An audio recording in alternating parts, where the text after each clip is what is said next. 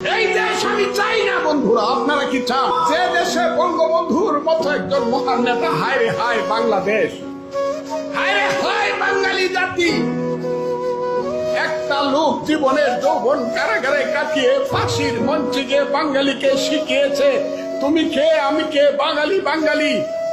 যে লোকটা একটা আঙ্গুল তুলা দিলে পরে 7.5 কোটি মানুষ এক কাতারে এসে দাঁড়াতো, যে লোকটার আঙ্গুলে হেলনে দেশে মুক্তিযুদ্ধ হয়েছে, সেই লোকটার বাড়ি আগুন দিয়ে পুড়ে দিলেন। সেই বঙ্গবন্ধুর বাড়ি বুলডোজার চালিয়ে দিলেন। কেউ প্রতিবাদ করলো না, সরকার কিছু করলো না, মিলিটারিরা চৌকিদারের ভূমিকায় অবতীর্ণ হইল।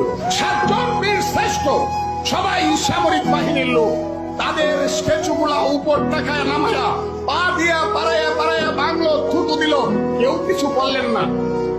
বীর শ্রেষ্ঠ কারা বন্ধুরা, বীর উত্তম কারা, বীর বিক্রম কারা, বীর প্রতীক কারা বন্ধুরা, মুক্তিযোদ্ধা কারা? আমরা আমরা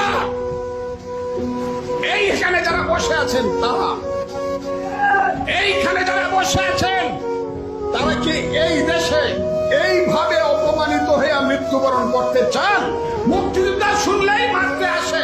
আমরা তো বাইচা রয়েছি অপমানিত হয়ে মরবার জন্য, আমরা বাইচা রয়েছি গলায় জুতার মালা নেওয়ার জন্য, গালে জুতার বাড়ি খাওয়ার জন্য। মুক্তিযোদ্ধা এই যে দেশ, এই দেশে কি আপনারা বাঁচতে চান মাথা নিচু করে, নাকি প্রতিবাদ করে মরতে চান? আপনারা বলুন। আমি যে কোনো সময় চলে যেতে পারি, মৃত্যুর আগে শুধু আপনাদেরকে বলে যাই মুক্তিযোদ্ধারা, আল্লাহর ভয় লাগে আপনাদেরকে আমি হাত জোর করে বলি, দেশটাকে আপনারা বাঁচান। দেশের মানুষকে বলেন রাজাকার আলবদরের হাতে দেশ ছেড়ে দিব না।